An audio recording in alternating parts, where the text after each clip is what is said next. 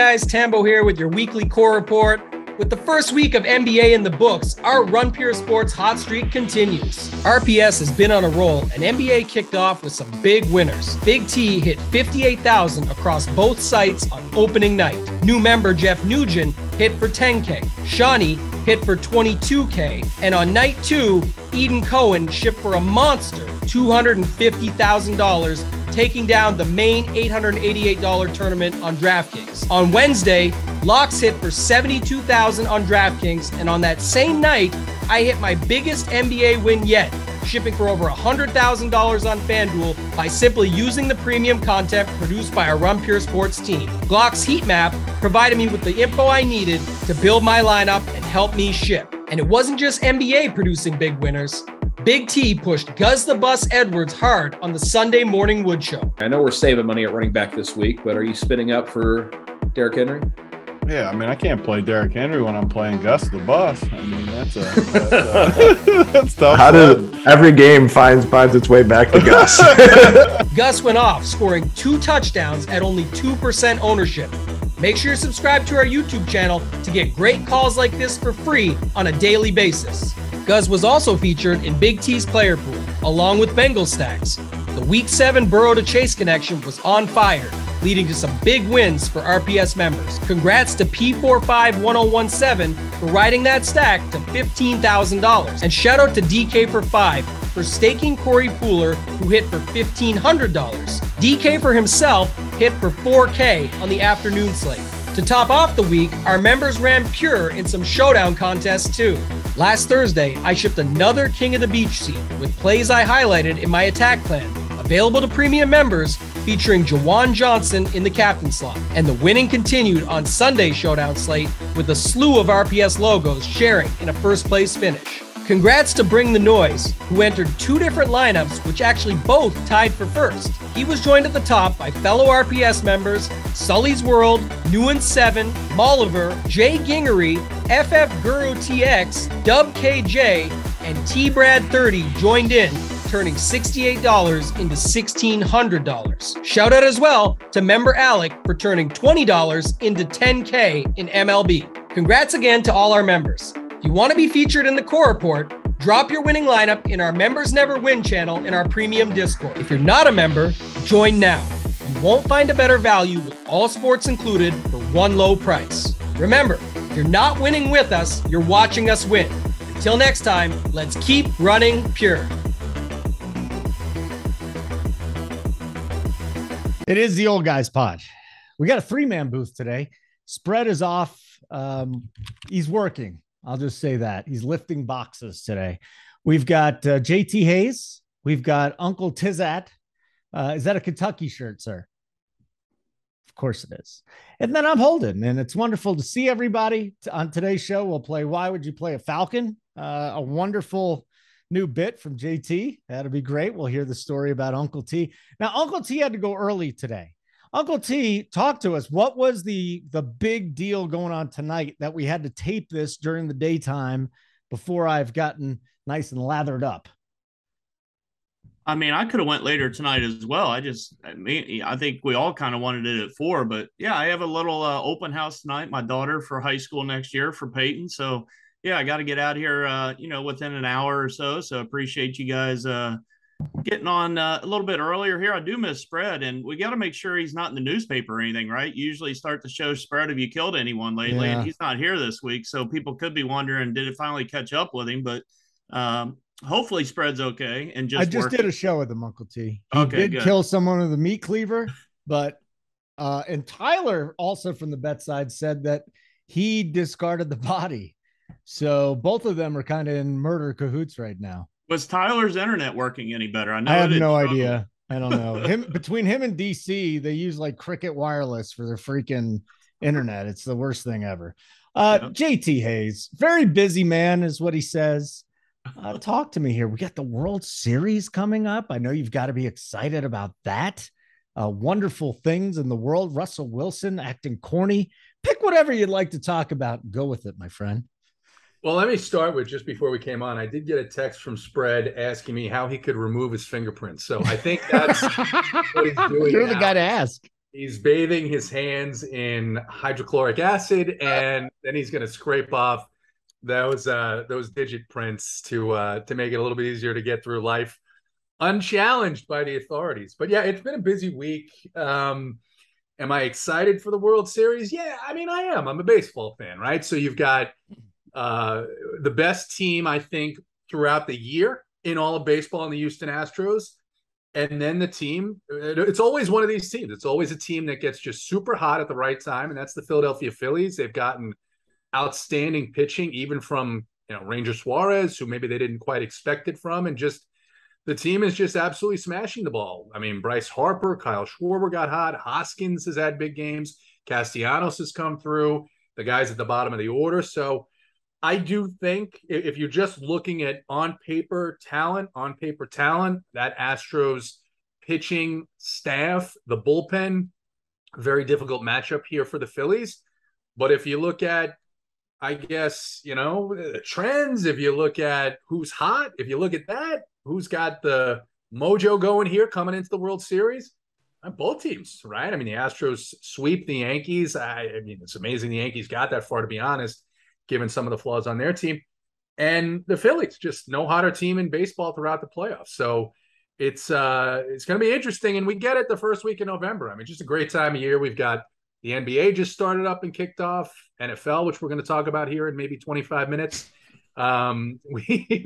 We've got some college football, MMA going on. Just a great time of year. It is. Sign up for Run Pure Sports, Run Pure Bets. Just go there. Give us a thumbs up. I'm calling it the fun button these days. So go and do that. Uncle T, you remember Jim Leland, don't you? Yeah. He used to smoke like how many heaters during the game? I mean, I just watched a video of him doing that. And so he used to smoke cigarettes and drink coffee in the dugout, which you can't do. But an unknown fact about the former Pirates and Tigers manager is that he was the last manager to wear cleats in the dugout. What the fuck were managers doing wearing cleats in the dugout? All the managers used to wear cleats. Why? Part of their uniform. I mean, what's worse, the cleats or Dusty Baker thinking that he's going to pinch hit himself at any moment and go into the on-deck circle with his batting gloves, the wristbands? I like it. He's got Dusty. He's got the protective gloves that he wears in the dugout just in case he, I mean, that's a little much. But yeah, I'm a Dusty guy, but that's a little much. Those are surgical gloves, by the way. And you don't know that, JT. You are not a physician. You do not know that. That is not. You cannot confirm that. I can confirm that they're surgical gloves. I can also confirm that there's a pallet of them in Spread's basement. So got the surgical gloves. And next week, Spread is going to give us the Jack the Ripper guaranteed bet of the week. But one of us is dead. Who does he murder first? I think you're the softest target, Holden. So I would, although you'd be nice to him. But seriously, on Dusty, I mean, this guy gets a team to the World Series 2 years in a row. I don't care how much talent you have. It's really difficult to get there. And I mean, how many times has he been left for dead in his managerial career, right? The Reds, the Cubs, the Nats. Give it up. Hats off to Dusty Baker. Just a really good job. They did have some injuries in the middle of the season. They lost Jordan for a while. They lost Verlander for a while. And really, really, really nice job managing there by Dusty. Yeah, I agree. I'm rooting for him. He's old. He's been through the ringer. He's been fired. He's been a bust. Maybe we could get him on this Wishbone podcast one day after the World Series is over. Maybe we'll give him a ring. Maybe see if he'll come on. Let me start. In all seriousness, I'll start working on it because I do have a nice catch. Channels. Really, I'd enjoy that. JT, I know would enjoy it. Yeah, I doubt he would come on if he ever watched this podcast or listened to it. But a good buddy of mine, LaTroy Hawkins, knows Dusty very, very, very well. So we'll try. I like that. I mean, if Dusty can't come on, I mean, we'd be fine with LaTroy, by the way. Yeah, you want to get LaTroy on? Yeah, get LaTroy. LaTroy will hop on anytime. He's the nicest guy in the world. How about Grayson Griner? They had on one of the shows there a couple weeks back when the playoffs started. That guy seemed like a really good dude. He's awesome. He's great. I followed him on Twitter, and then one day I'm looking, and it's like Grayson G. Griner followed. I'm like, what? Crazy stuff. Run pure, going all the way here. So what's your prediction, JT? I'm gonna go with let me take a step back, Holden, JT. If anybody's watching the show new, we've got another good 10, 12 minutes before we start talking football. So if you want to go get you a sandwich, get you, something to drink, we'll be talking football here shortly.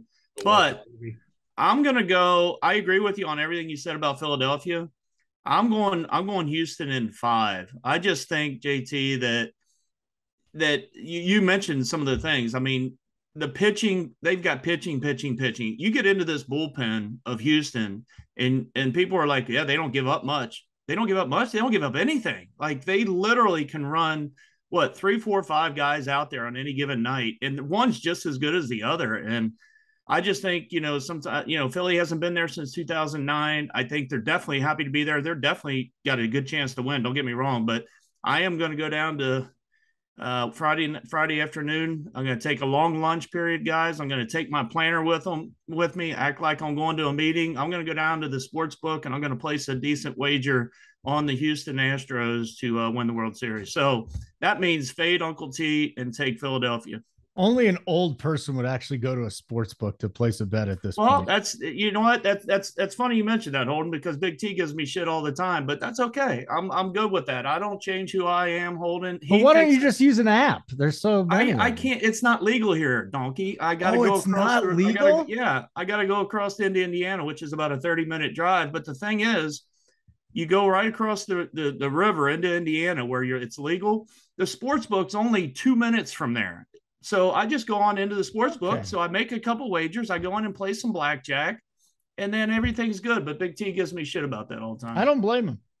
Again, imagine you being on his side. Imagine that, right? We're usually not on each other's side when you talk about Uncle T, you are, though, because you just want to blow Big T all the time. What do I say? You just take up for him whenever it's a topic between me and Big T. You just I'm always on Tony's side when it comes to you. But between JSU and Tony, it's definitely a 50-50. And that's you're just trying to work your way into an invite for March 2023, and the invite is ongoing. The real question is, no. I don't want to come to the party unless I get the red carpet treatment. I literally want a red carpet. I want people shining my shoes. I want a suite. I don't want one of these crappy hotel things. If you're going to get me, my time is worth a lot of money, Uncle T. It is. I definitely agree with that part. But if you're waiting for a red carpet, I'm not going to hurt your feelings, but I am going to. You're going to be waiting for a while. You're not even in charge. You're not even in charge. JT is so far ahead up the food chain from you. JT is way near he is way up there. You're not even in charge of the party. Okay. Tony and his wife are. You got no say in this. JT. Yeah, JT knows I'm part of it. I don't know if anybody is going to get the red carpet out there. I mean, that's kind of. I don't know, JT. Don't count me out. We're all pretty humble. Obviously, not all. No. Apparently. No. I mean, do you know how much it takes to get me out of my house? Just go to the grocery store. Yeah. Are you a hermit? Are you a hermit? My mom called me a hermit when I was young, and she gave me a complex. Yeah. I wouldn't say I'm a hermit. When are you moving, Holden? I heard you were moving. Where? In with your lady friend. Oh, that's next year. Oh, okay. That's next year. By the way, I think everybody at RPS, because they're busting my balls for talking about my girl. I wasn't going to bring it up, but you did. Anytime I talk about it, you either have to take a shot or a bong hit. Anytime I bring up my girl from now on, shot or bong hit. What's her name, Holden? Casey, Cassandra. We call her Casey around here. I like that. Good talk, Uncle T. Now, I understand you made a mistake last week. Is this true? What happened, Uncle T? Yeah, I'm gonna come on here like I always do, transparent, good or bad. JT's gonna give me shit here in a minute, but it's one of them things where it's week to week, it's slate to slate, obviously. But on this show last week, I talked about one of the reasons I liked the Bengals game on Sunday was the weather. I know that's only one thing, but I knew the weather was going to be really good. I knew it was a really good matchup for Burrow and company. And late on Sunday, I literally contemplated just not having any run backs, just jamming in all the Bengals that I like. Full disclosure though, Boyd was not on my radar, so obviously I would not have played him. But yeah, I ran it back with London. I ran it back with JT's guy Kyle Pitts, and we all know how that story ends. So for as good a day as I had running the Bengals, stacks quite a bit on my builds, it could have been a lot better. And then the add insult to injury, Holden, on Sunday late in the afternoons is when I had nothing on the Kansas City side, and you had Mahomes and Mecole Hardman and all of these guys going off late in that game when they ran out and went away from the San Francisco, which I was shocked San Francisco gave up that many points. But so I saw my winnings go from pretty good after the early slate to not so much. But hey, I got it all back on the Sunday night showdown where we chopped with like 1,200 of my closest friends. So it's all good. I don't know if you guys saw what Russell Wilson's doing these days. He came out in a press conference and openly just wasn't even asked the question. He said on the 8-hour flight to London that 4 of the 8 hours he went down and did leg lifts on the airplane. And apparently his teammates were sleeping, to which I say is bullshit. They're probably looking at him and go, get this fucking guy out of here. So what I would say about Russell Wilson and really any superstar that is a bit corny, I would say that it's all cute when you're winning, but when your team sucks and you're not performing, it's not cute anymore. And I just wonder, guys, how much that probably factors into fandom and maybe even your fandom, like JT, Chipper Jones. You probably loved Chipper Jones, right? But if Chipper Jones was the corniest son of a bitch in the world and had a 200 batting average in July, it wouldn't be as cute anymore, would it? No, and you worry about, I think, some of these guys when they start to do a whole ton of outside work, meaning work off the field, the commercials, the things like this. They get involved with the celebrity women in their lives, and they, just become more of a media personality than a sports personality, right? And now, to be fair to Russell, he does have just a terrible situation there in Denver with some of the coaching decisions, with the way they use personnel. They had the injury to Javonte Williams early, so now you've got a backfield that consists of Melvin Gordon. Mike Boone got hurt, so he does have receiving weapons that he's not taking advantage of. And it's very similar to what we saw late last season or the season before even with Seattle, right? He's got these big weapons at wide receiver that he just can't seem to take advantage of. And we're seeing the same thing. So it's an unfair situation because he didn't, he thought he was leaving for greener pastures. Clearly not the case. Seattle is on fire with Geno Smith as the quarterback. Pete Carroll looks like the smartest guy in the NFL for offloading Wilson. But this stuff, when your team is going through what it's going through, you're going to play in the 9:30 slot in London, which the NFL is basically saying no one gives a shit about you if they put you on the 9:30 slot in London.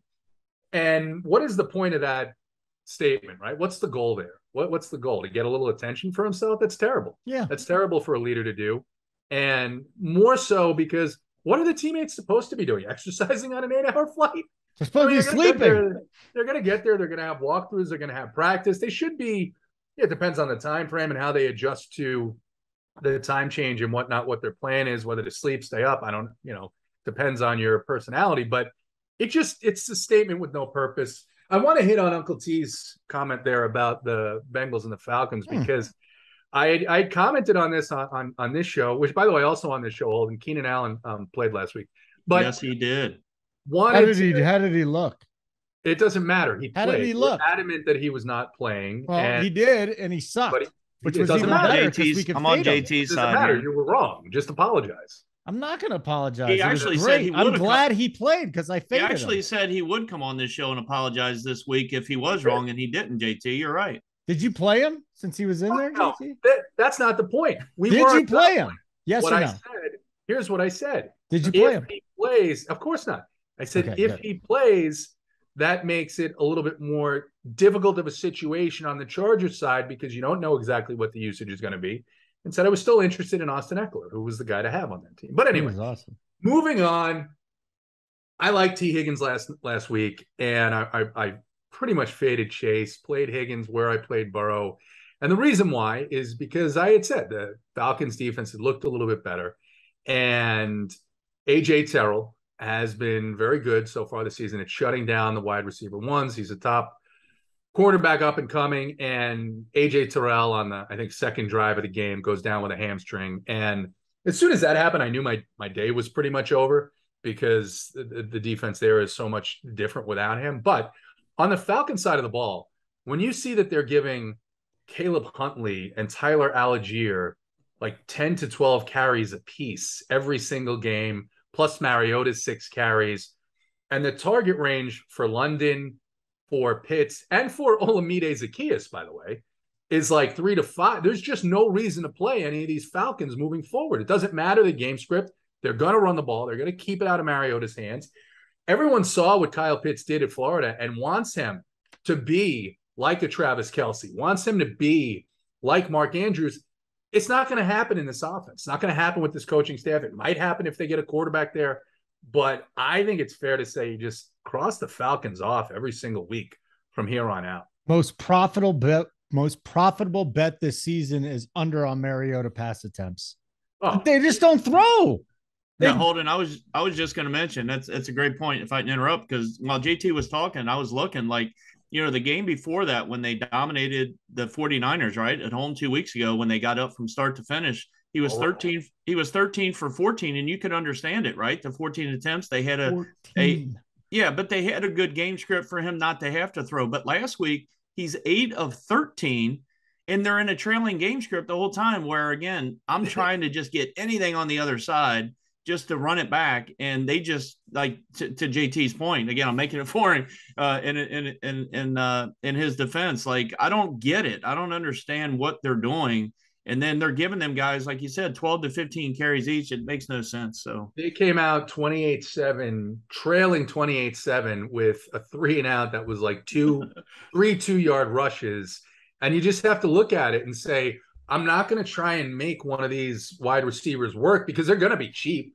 They're going to be like almost free on these sites because they're just not getting any volume. It's just not the game they play, no matter who they play. They went and they played at Seattle. Same thing. People took like, oh, well, Kyle Pitts got all the work on the first drive of the game. No, he got his 4 targets, and that was pretty much the end of it. They ran the ball the rest of the way. So just forget about the Falcons. All right, because I was wrong about Keenan Allen, I'm going to give you another one I'm wrong about, but I'm telling you right now, I'm going to do this. If Ezekiel Elliott plays this week, fire up Tony Pollard out the ass. This guy, Zeke hurt his knee. Yes. He's barely practicing. No one's going to want to mess with the Dallas running game. And Tony Pollard's going to get the majority of the carries. They're not. We can't get the running back yet, Holden. We got still a few minutes. Well, I needed to make good because I might have been wrong about Keenan Allen. Maybe, possibly. Hey, one thing to put a cap on the Bengals conversation in general, though, and I know you guys will agree, though, is when they opened up that first series, though, I've talked about it on this show, and other guys have too. Big T, him and I follow obviously here in Cincinnati the team closely. They need to open up this offense. I mean, they just do. I get it. He doesn't have the best protection. They haven't protected him great, but they're getting a little bit better at protecting him the last couple of weeks. They've got to open this offense up. And I realize the injury there to Atlanta, like JT was mentioning, really helped that cause. But I'm saying in general, this Bengals team is dangerous right now. If they can go into Cleveland on Monday night, win, they have Carolina at home next week. They can get on a nice little run here before the bye. And I tell you what, my Bengals, this week is key for them. If they can, again, get a win in Cleveland, Cleveland has been playing very good, and then they come back and take care of business against Carolina, this team's going to be gaining some momentum for the second half of the year. Uncle T says a wounded Bengal is always most dangerous. You think he meant it? By the way, I just want to let everybody know that I refuse to admit that I'm wrong because that's what we do at RPS. We do not admit that we're wrong. As a matter of fact, we double down and we say, did you play Keenan Allen last week? Because you're an idiot if you did. Now, listen, the sun is reflecting off the side of your head. Can you? Yes, it is. It is, isn't it? When I've said this, when we get to the next stage, when we get to where we have the Run Pure Sports studios, right? It's out of my head. This won't be an issue. Yeah. I don't even want to hear about it. We can't do daytime shows with JT. It's too distracting. It's like, don't bring it up. You know what I'm going to do? I have to bring it up. I'm going to send Spread your address. Send him my address and a meat cleaver. That's the way to Texting go. it to him now. I'm going to text him I've got my location up on the iPhone. I'm going to send it right to him. Yeah. All right. Happy We ready hunting. to go to football now? Let's do it. You know, Uncle T's got to get to his high school croquet game. All right. He's calling a croquet game tonight. It's going to be amazing. But all right. So let's talk quarterback. Jalen Hurts, at least on DK, 8-3. Kyler Murray with Hopkins back actually looks competent, or at least the offense looks competent. He's at 7-5. And then you really don't have very many expensive guys. But I want to start with this, JT. The Miami offense has not consistently put up big points, but Hill and Waddle have consistently put up points. What's your take on Tua at 6-2 this weekend, going up against Detroit? Yeah, it's such a great matchup. It is. And, and maybe it's a little recency bias because, like a fish, I played Dak Prescott in the same matchup last week. Now, probably a bad move with him coming off with a thumb injury. But Tua's coming off, the whole concussion situation incidents. He looked like he was, I guess, fine last week. And he's probably going to come in as at least right now, he's projected to be the highest owned quarterback. And that's one thing that makes me nervous is a high owned, fragile guy, right?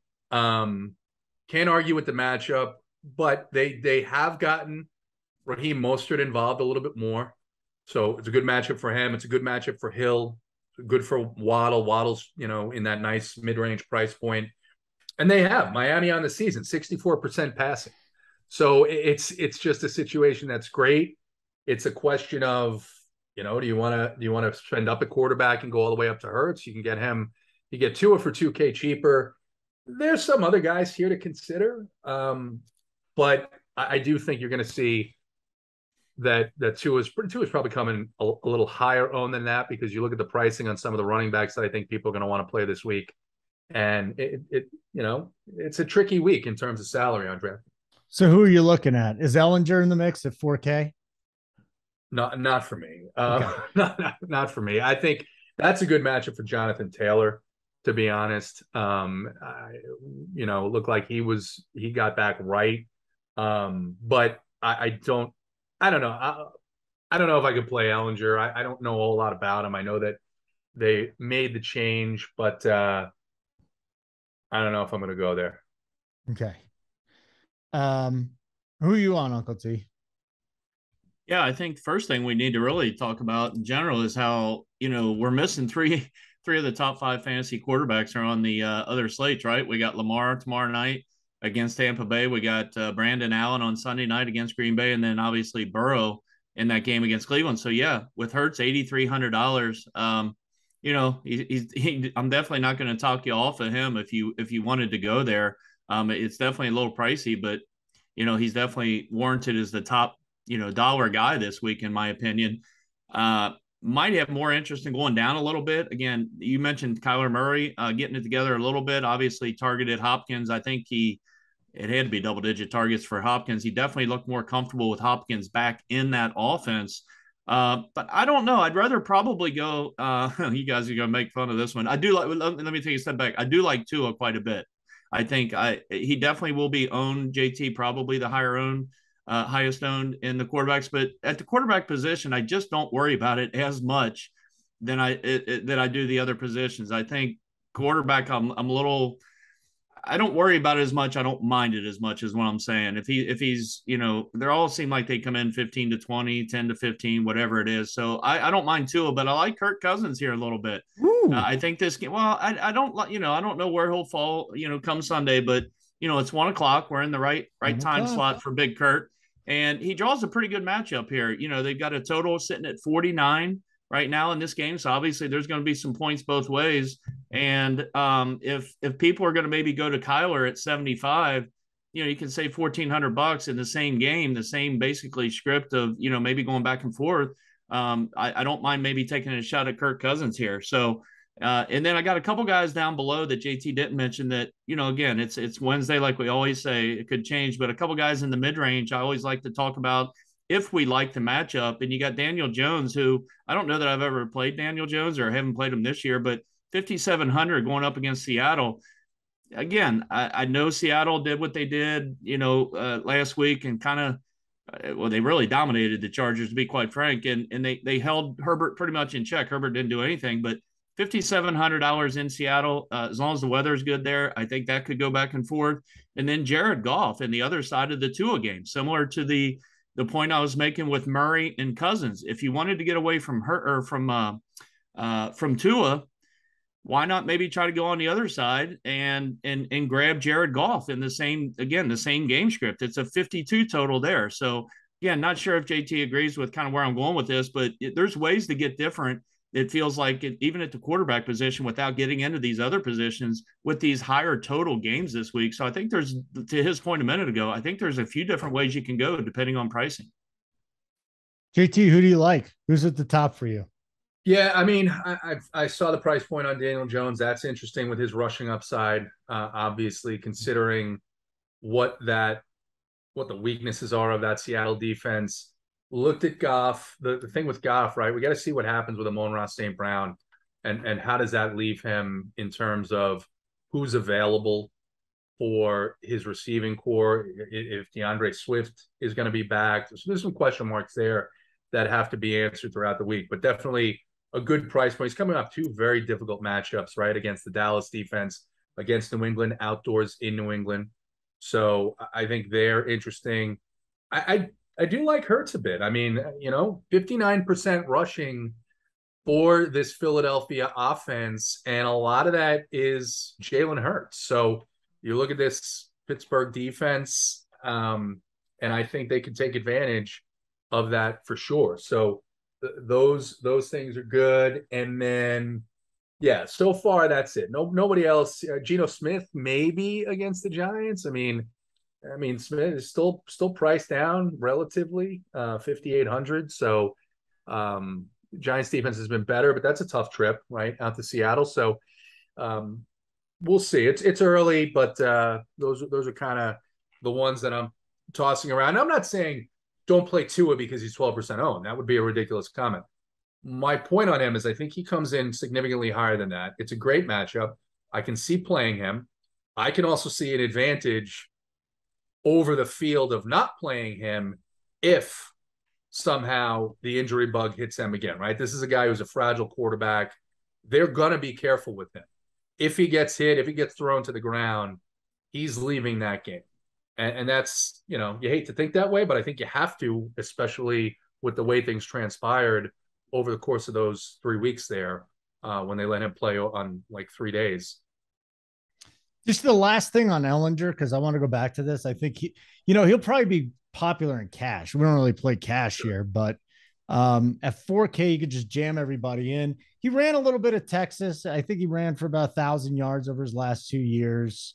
Washington does give up rushing yards. He gives up 200. They give up 237 pass yards a game. Justin Fields ran all over him. So I think I will probably have an Ellinger lineup this week. The question is who to pair him with. Do you take somebody that's a second teamer he's been working with? I don't know at this point, but I think I will have a share of, if I put in 8 lineups this week, I will have one with Ellinger. I think you're right. He's going to be very popular in cash. I think his popularity will come up because as people start building and you throw in that 4K quarterback, and you're like, man, if I can hear already Big T on Sunday morning. If I can get 12 points out of Ellinger, man, look at what I can build with the rest of it. And that's how a lot of people are going to think. And I can't argue with that at the price point, right? He's a Texas guy, right, JT? Yeah. Texas. Holden's right. Big rushing upside, 500 yards in his final season, and 8 rushing touchdowns behind a pretty good offensive line. And like you said, a team that gives up the 5th most fantasy points to opposing rushers. So certainly the thing that's interesting, right, as we're talking about this, and we're doing this show early in the week. So don't give me grief that, I don't know all the details about Sam Ellinger, but is he changes that Indianapolis offense dynamic, because you go from a guy who, love my guy Matt Ryan, wish he had just retired at the end of last year, But you go from someone who was planted by cement in the backfield to someone who's got the opportunity to be somewhat mobile, get out, get rushing opportunities, and it really could open more opportunities for Jonathan Taylor, Pittman, some of these other guys. So there is a limited quantity of Colts that you want to play here, just because you don't know exactly where those targets are going to go. They mix in 3 tight ends. They go 4 or 5 deep at the receiver position. So something to keep track of. Maybe you run them out naked too and just load up. I mean, just load up on everybody this week. Yeah, 4K. I think if I played him, Holden, I think, to maybe JT's point, he does. Not only is he 4K though, and I might be talking myself into maybe, is he does have weapons, right? You got a really good running back. You got Pittman out there. You've got Pierce. You've got, a decent tight end, not a great one, but so you do have. He's coming into a situation where he's got weapons. So I don't know about running him naked. I wouldn't mind playing him with either Pittman or, okay. I don't mind it. All right, good. Let's get to our next position, and that would be running back. Uncle T, I'm coming to you first. Before we get into the whole list, because Derrick Henry's in a great spot, Saquon's in a great spot, maybe even Jonathan Taylor can resuscitate things, and then Kenneth Walker. There's a lot of guys we need to talk about. Going forward, thoughts on Christian McCaffrey? Because Shanahan just came out and said, this week, McCaffrey has the full playbook. I mean, he literally walked off the plane and had 10 touches. Does he get a lot more than that? And Deebo Samuel has a hammy. So on the surface, it doesn't look like he's getting as much work, but boy, this is a guy that I don't think should be owned. Is that for me or JT? I said Uncle T. Okay. Yeah. I mean, I watched most of that game last week, and I didn't expect, maybe the usage on game one. Not that it was outrageous, but to your point, Holden, yeah, he did get in there and get involved a decent amount. And with the injury, if Deebo somehow is out, right, you'd have to think he's going to get even more usage, more targets. I just still feel like they're going to utilize Wilson as well, even if it's just the next couple of weeks until, McCaffrey can really get comfortable there. But I don't know. I'm a kind of 50-50 here, Holden, on what I want to do with him. I'm almost wanting to do a wait and see approach on McCaffrey at this point. And that could cost me. He could come in this week, 8,700. His days at Carolina, we're used to paying mid to upper 9Ks when he was running good. So 8,700, if he's going to get, a more and more, workload, if you will, it's probably better to be ahead of the curve than to be behind it for sure. But I think due to the guys that you mentioned before, you got Henry that has just smashed this Houston Texans team the last 2, 3, 4 years. And I think he's going to be pretty popular. It's going to be an interesting build for me this week, because I've kind of taken the Big T approach for the most part in these Sunday main slates. I've been going cheap at running back as well with him and paying up for receiver. And the difficulty this week is, like JT mentioned, I think 15, 20 minutes ago when we first started talking, is you've got some good pay up spots here for running backs. And then we haven't even gotten to the receivers. So it definitely is. You're going to have to sacrifice something here this week for sure. Saquon Barkley, you mentioned. I like Alvin Kamara a little bit. Yep. They got Olave back. I know they gave up a bunch of points last week on defense, but you had Olave back. Kamara, I think he only got, maybe 10 or 11 rushes last week, but he did have 9 targets out of the backfield playing in that trailing game script. So I think 7,100 against the Las Vegas defense that I'm not overly afraid of them. I do like him. And then Tony Pollard, Holden, you mentioned him a little bit ago. If Zeke sits, this could be the spot where Tony Pollard just crushes. I mean, I hope Zeke plays. Well, I like him regardless. I agree with you. And he'll be less popular too if both of them are in. I definitely agree with that. But I do think eventually they're going to have to just start giving Pollard more and more carries. We talk about this and on the other shows. I just don't understand it. But and then JT mentioned in the quarterback segment with Tua, Raheem Mostert is probably one of my – I've been on Raheem the last 2-3 weeks, so I'm definitely not coming off. And I can make the argument he's in a similar spot at 5,900 this week, guys, that Josh Jacobs was. Maybe not quite as popular and quite as good a position, but a very good position here against the Bears defense. Against the Detroit defense. $5,900 feels really cheap. I think he could be in the mid 6Ks here in another week or two. So I really like Raheem Mostert. So those are just some guys I'll mention. I'll let JT get in with a couple. JT, just real quick. Chuba Hubbard's not practicing. Dante Foreman's 5-3 on DraftKings. Maybe a better FanDuel play, doesn't catch too many passes, but that's something. Want to get your thoughts on Michael Carter, because James Robinson's walking into a situation where, he hasn't had much playing time. I know they're going up against New England, but we've seen some guys have some success there. So, while there are the Derrick Henrys and the Jonathan Taylors, there's also a path here, I think, with the mid tier.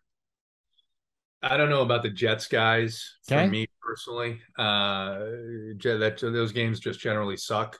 Mm-hmm. New England and the Jets. I mean, for fantasy, maybe if you're a Jets fan or a Patriot, or really, I guess more of a Patriots fan. And years past, the last 10 years, you like those. But Foreman is interesting at 5,300, right, against this Falcons defense. It gives up a ton on the ground. I mentioned Mostert. You almost have to think about, am I playing Henry or am I playing Saquon, right? Because their touch equity, their percentage equity is really about the same. Both of these offenses run through these guys. They both have fantastic matchups.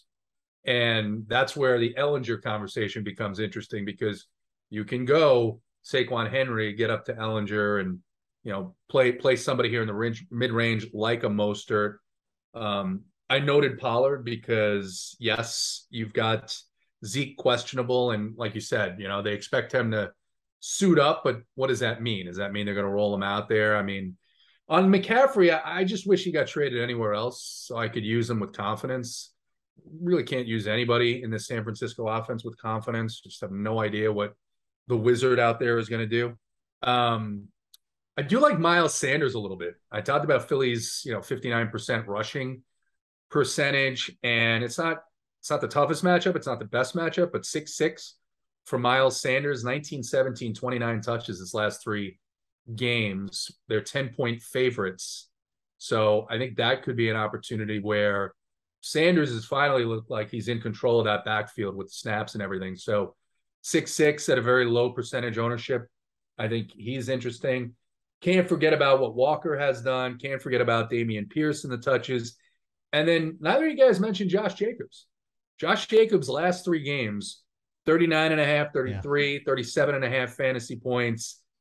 He looks like he's going to be fairly high owned. He comes in at a slight discount to Saquon and Derrick Henry. But the Cardinals had success against this Saints rushing defense, and looks like that offensive line for Vegas is clicking. They're giving Jacobs plenty of room. He's getting just all the touches he could handle. So interesting there, again, coming in just a little bit under those other guys that you talked about. Yeah, and New Orleans has been bottom 5 over the last month in so many different categories defensively against the pass and the run. So great point there, bringing him up. I think we got through that. Kenneth Walker at 6'5". Holden, real quick. Yeah. Real quick, because I want to correct something I said a moment ago. I was thinking Josh Jacobs was 5,900 last week. He was 6,500. I misspoke. So it was still the same point I was making, but he was 6,500 and he's 7,500. So Jacobs did get the $1,000 price bump, but I agree, JT, I do like him as well. All right. So I went through the preseason game logs while Uncle T was talking, and this was for Sam Ellinger. So let's go back to the Colts just real quick. Preseason targets. Remember that tight end, Kylan Granson? He had the most targets with Ellinger, 5 targets, 2 receptions, 29 yards. Michael Strachan, who I don't even think plays, 4 targets, 4 catches. Same thing for the running back, Deion Jackson. We won't see him. Pittman did have 2 targets for a reception. So at least he looked his way. So listen, it's not a lot. The question is this Strachan kid going to get in there? Granson and Ellinger played together in high school. Okay. So maybe Kylan Granson's a guy. If you want to get really cute with Ellinger, there's a little bit of narrative there. Okay. They know each other kind of well. Let's move on. We'll go to the wide receiver position. JT, you go first here. Any reason to pay up for Kupp at 9.6, Jefferson 9.1? I think Devontae Adams, to me, is the number one guy this week. Tyreek is down to is sitting at 8.5. AJ Brown's back on the slate. Top shelf wide receivers this week. And then, for me, I'm probably going to end up firing up Amon-Ra St. Brown. He had the ankle. It's totally healed. Last week, he got hit in the head. He wobbled off. They just said he didn't even have a concussion. That, to me, is my guy. Who's your guy up top? And I wouldn't even say Amon-Ra's up top because he's only 6'9". Oh, that's interesting about Amon-Ra, because I did not know that coming in here. But, yeah, I mean, I think you have to start with the Miami guys. I mean, with Hill and Waddle, like them here. Justin Jefferson, a really good matchup here. He's priced up. I'd go Jefferson over Kupp myself. I don't think I'm going to pay that price for Kupp in that matchup against San Francisco. Uncle T mentioned DeAndre Hopkins looking like himself, every bit himself in his first game back. So that is interesting to me. And then I'm going to assume there's some news. There was an update on AJ Terrell. I haven't seen what it is, but if he's out, I mean, DJ Moore is sitting there at 5'3" as a wide receiver 1 for Carolina in this matchup against the Falcons. So that's a cheap guy who's going to be owned, but I like that price point. And we gotta see what happens. You guys have any news on DK Metcalf? Is he expected to be in or out? It's not looking good for DK. Not looking good. So yeah, I don't know. Yeah, interesting. Waddle. Yeah. Yeah, exactly. I'm looking through these. Yeah. Yeah. So is there anything we could do with the Green Bay wide receivers, by the way? Nope.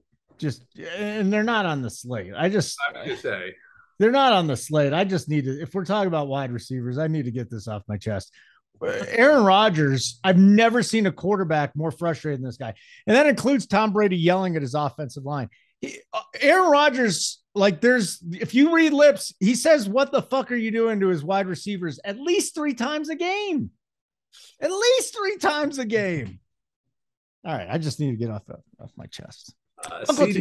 CD Lamb against the Bears in a moving right along. Yeah. By the way, you want another piece of minutia?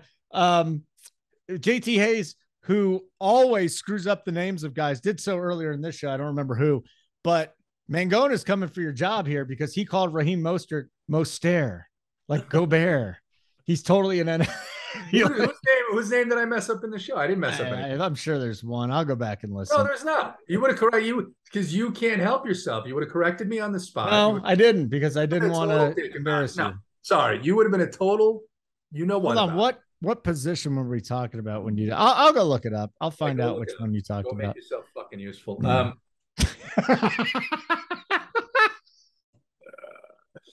Let's let Uncle T talk about wide receiver. Uncle T, wide receiver. Upset me. Yeah, there's a lot to like here, like always. JT didn't have as much interest in Cooper Kupp, and you're looking at the game log when he went out to San Francisco on that. I think it was either a Sunday night or Monday night primetime game. He had 19 targets, caught 14 balls for $122, didn't get in the end zone, but I don't know. I think based off of what we like at the running back position already on this show, and we've already gone over, I don't know if we're going to be able to get up to Cooper Kupp, even though I do think he's in a pretty good matchup here again. So, and I don't think Justin Jefferson, again, 9,100, might be a spot where we try to come down the board a little bit at the receiver position. Again, no arguments with Devontae Adams. I've played him quite a bit. And you mentioned Tyreek Hill at 8,500. Jalen Waddle down there at 6,700. So you can get an $1,800 discount going from Tyreek to Waddle to go with Tua in that matchup. That could save you a couple dollars there. So I kind of like the Waddle over Tyreek as far as from a fantasy perspective. If you want to get those top running backs in, AJ Brown, if you wanted to, is in a good spot, 7,700 against Pittsburgh. I don't mind that. And you guys mentioned Amon-Ra. He was another guy that I added to my pool late on Sunday, and I got him in. I had 6 builds. I put him in 2, and boy, that was very hurtful when he went in, got out real quick, and that was definitely something that was not good. But going down the board a little bit more in that mid 6K range, Marquise Brown has been pretty good all year long. If you like the Kyler Murray side of that game, again, it's a nice healthy 49 total. Wouldn't be surprised if it went up to 49.5 or 50 by the weekend. I don't mind Marquise. Actually, 6'4" feels like a very fair price tag for him there. And then going down a little bit more, Olave came back last week and looked pretty good. First game back there off of being out for a week or two. I like that matchup against Las Vegas. So I don't mind going to him. And then going down the board a little bit, I don't see a whole lot down in the low 5K range that really, we tried to make Michael Gallup work last week. That didn't necessarily go very well for us. Did he even have a catch last week, JT Gallup? He did get a donut. No, yeah, no catches. Okay, yeah. I know. Well, there were several people that not necessarily talked him up, but based off of the build and the price and liking Dak last week, I know he was in a lot of people's pool. I didn't know if so that it's going to be hard to go back there. But yeah, that's kind of who I like on the receivers. All right, let's move on to tight end. Coming right back at you, Uncle T. Kittle is 5'7". Waller's practicing. He could be back this week in that matchup against New Orleans. He's 5'4" on DK. Ertz, Goddard. Higbee's back in play this week after the bye at 4-2. I think people just forget, what he was doing. Now we got a new quarterback with Pickett, and he loves Freiermuth. He loves him some Freiermuth. 3.9 DK, 5'7" on FanDuel. 9 targets, 8 catches last week against Miami. It was a bit of a shootout. I get it. So talk to me here. I think there's some decent guys in the mid-range because all the tight ends for another week are in the mid-range. Yeah, no Kelsey, no Andrews, like we talk about that, are in that 7 to 8K range. So yeah, George Kittle, 5.7K. His price has come up just a little bit the last couple of weeks, up $200, now up $400. He's trying to get up there close to 6K, but he's been really good the last couple of weeks. 19 targets in the games against KC, in the game in Atlanta. The thing is do you go by the fact that maybe they're getting him finally a little bit more involved? Again, we mentioned Debo might be limited or maybe out possibly. Do they lean on Kittle a little bit more?